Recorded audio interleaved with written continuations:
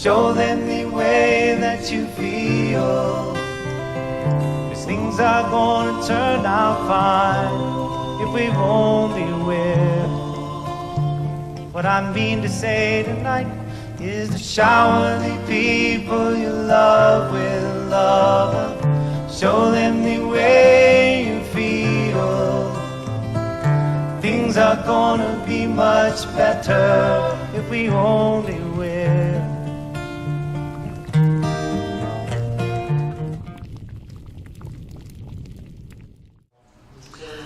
Good evening, folks. This is Pastor Michelle from Shades of Grace. It's actually Thursday afternoon this week when I'm videoing, and then you're seeing this on the following Monday. And again, for anyone that's new, this is the recap of what happens during our Zoom group and our Zoom discussion. Excuse me. So I'm actually reviewing an article that was in the Times News, our local newspaper, last year around Thanksgiving, and it was entitled An Attitude of Gratitude. So I'm doing a 2-week section on gratitude. And this one is kind of on the practical side a little bit, and the one that'll follow, well, they're both on the practical side, but the other one is more, has to do with, well, we'll just wait. And it'll be a surprise for you, okay? And we'll talk about gratitude journals and things like that. So in this article, the emphasis starts out where gratitude impacts your mental health and your physical health. So I'm not going to read the article. I've summarized it, and some of the things that improve your mental health when you have an attitude of gratitude are improving your mood. You're generally more optimistic, more positive about your statements and comments and conversation with folks. It helps connect you socially when you're really thankful. And your overall, according to this article, that your overall demeanor is much happier when you exhibit an attitude of gratitude. And then gratitude also impacts our physical health as well. And next week's article is more scientific on the physical aspects of it. And it'll discuss some of these that are just mentioned in this article. But generally, when you have a grateful, thankful attitude, you generally eat healthier, you generally engage in exercise, you have a higher energy level, you sleep better, and your immune system is strengthened. So right there's like 10 different things that benefit you mentally and physically just by having a grateful attitude and a grateful outlook on things. And for tracking your gratitude, or keeping track of it maybe, if you will, it's important to not just look for big things. Sometimes we fool ourselves and we say, oh, life is going so bad and this and that and there, because maybe there's bigger things in our life that are out of balance, or maybe have gone, in a direction we didn't expect them to, or something like that, especially in grief, that maybe your grief is as a result of a surprise, or, an unexpected event, or, any number of things. But it's important to look for the little things in life, the little things that you can be thankful for, the little grateful things. It's kind of like all the little things, and then they build up to a more positive attitude or a more optimistic attitude. So really key into, especially at this holiday time, and during your season of grief during the holiday time, look for those little things. Maybe somebody sent you a text message. Don't overlook that. Maybe somebody called you on the phone. Maybe you got some sort of a discount on something that you didn't expect to when you went to the store. I don't know, just the little thing. Don't be looking for the big event. Look for the little things. In our grief group, we keep a journal, a gratitude journal.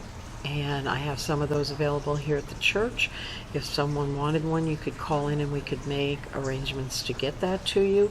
There's also a video a January 24th from 2022 video that specifically addresses the significance of keeping a gratitude journal. So I don't want to relive that on today's message, but definitely feel free to go to our Facebook page where you can look at any of our videos, any of the Words of Inspiration videos. And if you're looking for a specific topic, it may be listed on there. The dates are on, and not all of them have the topic. So if you need a topic, if there's something you're really struggling with or whatever, you can go, you can call the church, and Jimmy has a list. We can get you a list of the title and the date when those were aired. So go to our Facebook page. It's Shades of Grace United Methodist Congregation, and you go to the home page, and then you click videos, and then you'll have to scan down. We have lots and lots of videos of all of our services. We live stream things all the time, so you'll have to scan through and look for the dates. But this date on Gratitude Journal is January 24th, 2022. Other things that you can practice, help you to practice gratitude: spend time with family, loved ones, friends, people that matter to you. Spend time with them. Let them know that you care about them. Let them know that you're involved in their lives. You can always write a note, a text, call somebody. Let them know that you're grateful for them. This is a wonderful time of year to do that, but it's also something we should be thinking about doing all year long. This morning I called a dear friend. We both lived in New York a number of years ago. She now lives in Florida, right at the point of impact of the hurricane that just touched again into Florida. She lived in Vero Beach, and I sent her a text last night, and I said call her in the morning, and she's fine. She's not right on the ocean. It's not as bad as it was predicted at landfall, but she really thanked me for being concerned about her and checking up on her. Excuse me. So reach out to people. Reach out to not just the people that you're in communication with all the time, but maybe somebody at a distance like that, when you know something might be impacting their life, and let them know that you're thinking about them, and just express your gratitude for the friendship that you've had over the years. Another interesting piece in this article, and I would not have necessarily addressed it with this, but it talked about the impact of volunteering. Now, I often tell folks when they're on a grief journey that it's important to reach out to others, to help others, to look outward and see if there's something that you can do to bless somebody else. Because when God comforts us, then He expects us to comfort others. So we're here in Tennessee. We are known as the volunteer state, and I think this is very significant with today's message. Excuse me. Let me just get a sip here.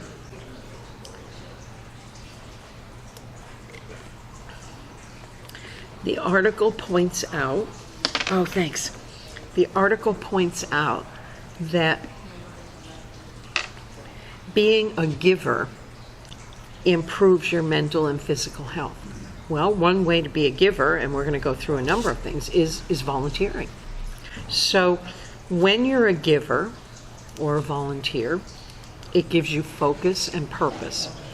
And sometimes for grieving, that's really it's really hard for us to get our focus off of ourselves and onto other things, and we feel like we've actually lost our purpose. We feel like some folks even say, I don't have any reason to live. Life isn't the same. There's a lot of things to verbalize in that regard, and we address those at different times as well.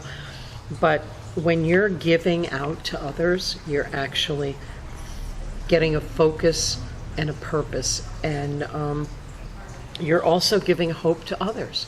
You're showing others that you care, that you're thinking about them, And it's a two-way thing, so it gives hope to others. It also can increase a sense of satisfaction and accomplishment that you may have been feeling like you lost as well when you're on a grief journey. And it can definitely lower any depressive feelings or symptoms. It can lower your stress level. It can lower your anxiety level. Generally, volunteering will connect you socially somewhere, somehow, and we'll address some of those things also. What I'd like to do before I actually give you some ideas about volunteering in Tennessee and in this local area in Kingsport, I'd like to give you some Bible verses that are supportive of being a giver. And maybe some come to mind when I've been talking about this. But in 2 Corinthians chapter 9, it's about as plain as day. God loves a cheerful giver.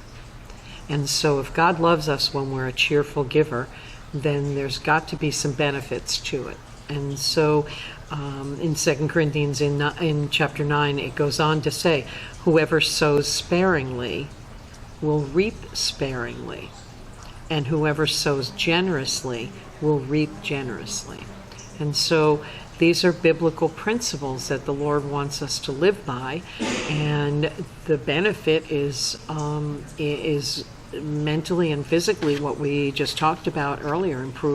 Can improve your moods, can connect you socially, can help your eating habits, sleeping habits, give you more energy. All of these things are all tied into being a cheerful giver. In Galatians 6:2, we're commanded to bear one another's burdens. So it's important for us to look around and see people that maybe have needs, or there's a need in the community, or there's always something that you can do. In Acts 20, verse 35, it says it's more blessed to give than to receive. And in Hebrews 13:16, I like this one. This is one that's not often referred to, but it says, do not neglect to do good. Share what you have, for such actions please God. So sharing of yourself, sharing of your talents, your abilities, your skills, whatever, in a volunteer sense, is very pleasing to the Lord. In Proverbs 104, verse 28, it says, when you open your hand, others are filled with good things. And in Matthew 10:8, this was something that Jesus was talking to the disciples about healing, but I'm not sure it just addresses healing, because it says, freely you've received, freely give. And I believe that this has to do with the whole attitude of being a giver.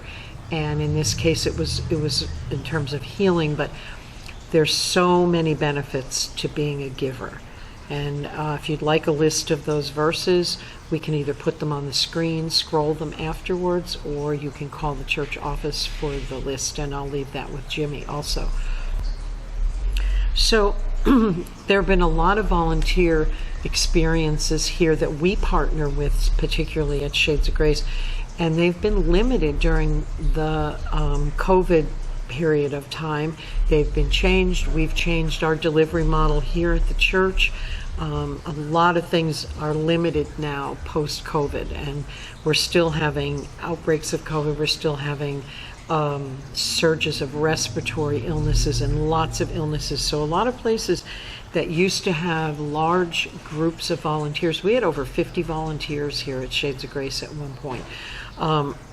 But there are still ways that I'm going to make some recommendations about things that you can do to still stay connected on a volunteer basis if you can't physically be there. So, of course, Shades of Grace here, there are many, many things that people do with donations, and they bring bagged lunches here. So things that are done off-site, things that are done and no one has to even be here. They just have to deliver them and drop them off. People have sock drives. They have coat drives now for the winter. And so think of the number of people. If you had a sock drive in your business, in your place of business, or in your neighborhood even, that would give people an opportunity to give and to donate, and that's a way of volunteering. That's a a very nice way of volunteering.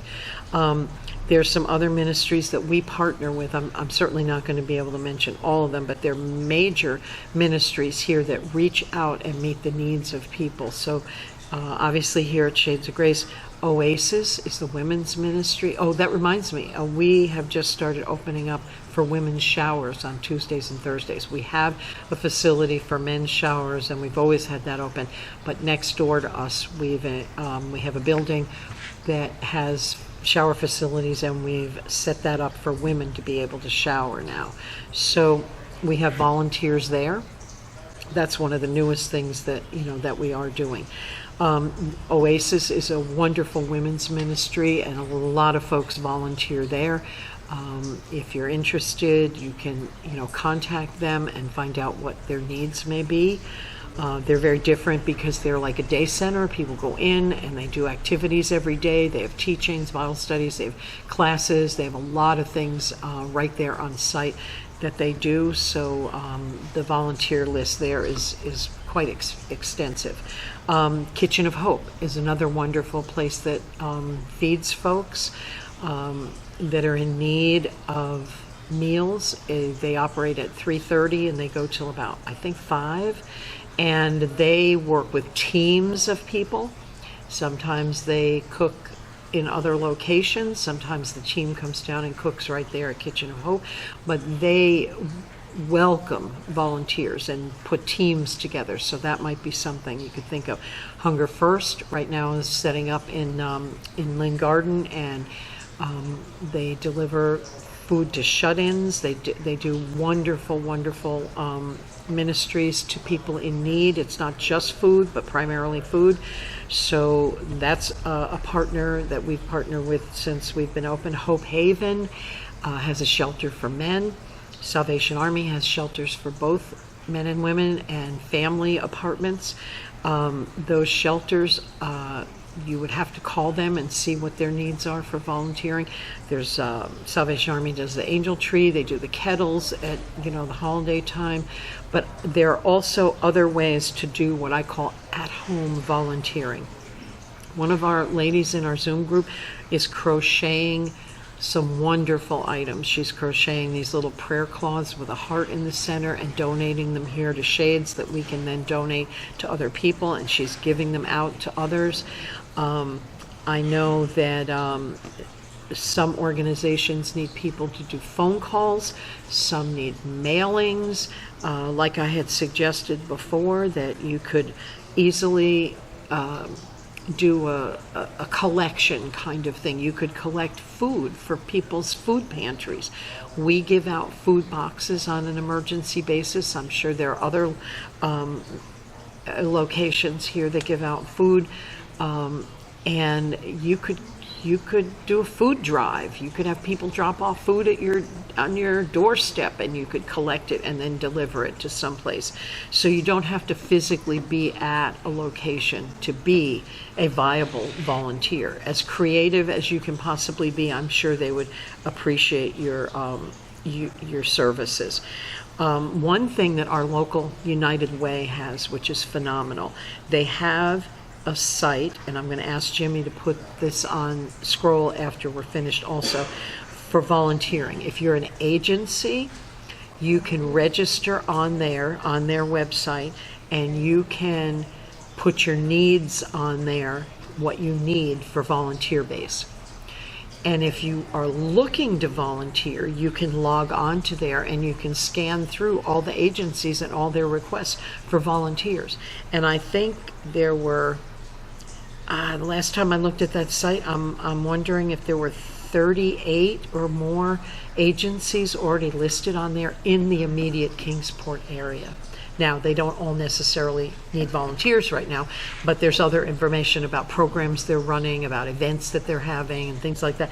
But specifically, www.volunteer-united.org is where you can really focus in on the volunteer opportunities here right in our own city in Kingsport. And I'm sure anyone else that's listening to this, you Canadian folks, I'm not sure where that would be listed for you. We have people viewing us from all over, but I would say you could start with United Way. You could start with some of the larger national types of services, like maybe Salvation Army or Goodwill, or some of those agencies that look for volunteers, especially Second Harvest for food boxes. Different churches are doing things for the holiday. We have one area church that'll be bringing boxed meals, Thanksgiving dinners here. They used to set up and actually set place settings, and we had a sit-down dinner every Thanksgiving, and they've modified that, and now they're bringing them in takeout containers, and we'll be giving those out at some point before Thanksgiving. So there are many, many, many places. There are women's shelters, the library, the local jail, the senior center, local churches. There are walkathons. Schools need, nursing homes, hospitals. They may be limited right now with the COVID and health restrictions, but animal shelters. These are all places that could use any aspect of volunteering. I mean, I think of animal shelters, if you have old towels, sheets, blankets, things like that that you might want to donate to them, you could collect in your neighborhood. You could tell your neighbors, you could collect anywhere and drop those off at the shelter for this time of year as well. So I hope this is helpful. I hope the Bible verses that I shared will give you a real solid foundation as you're walking on your grief journey, that God has a purpose in giving, and He looks favorably on us being givers, and there's the health benefits and just the relief of stress and anxiety, and connecting you with a cause and a focus, giving you purpose. And this is a good time of year to engage with others, to actually get started volunteering. So I believe God's given us all abilities and talents and skills and things that we can use to bless others. So take time to pray, ask the Lord for direction, ask Him to give you a focus, ask Him to show you where you can put some energy during the holiday time right now. Take the initiative, reach out, explore, maybe try something you've never tried before. But whatever He's given you, use it for others, to bless others. As wide a range of listeners that I have tonight, it's unlimited, the amount of resources and the amount of talent and abilities and skills that are out there. Life experiences even. We all have different life experiences. There is definitely a place for you, and it'll just set your whole reality on a different course. It'll set it on such a gratitude course and such a giving course that I really believe that will help you heal on your journey through grief right now. So as we're entering Thanksgiving season, please keep all of these things in mind, and I really pray that you will ask the Lord earnestly, sincerely, where can you reach out? Where can you be a giver this time? And share with your friends also. If you want to share this video with your friends, maybe get a couple of people involved and do something as a group if you can. But please just take some time and reach out. So thank you very much, and God bless everyone. Things are gonna be much better if you only will.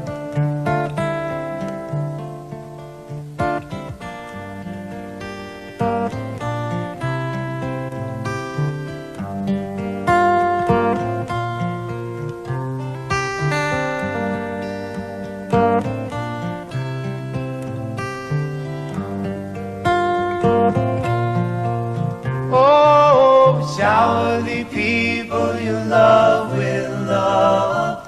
Show them the way to feel. You feel better right away. Shower the people you love. Don't take much to do, but no. Show them the way that you feel. Show them they say that in every life, every life. They say that the rain will fall. Just like shower and rain. Show them the way that you feel. Show them the way. Make it rain, rain. Love, love, love. Sunshine. Oh, yes. Make it rain, rain. Love, love, love. Sunshine. Show them the way that you feel. Show them the way. Better to shower the people you love with love. Show them the way that you feel. 'Cause things are gonna be much better if you only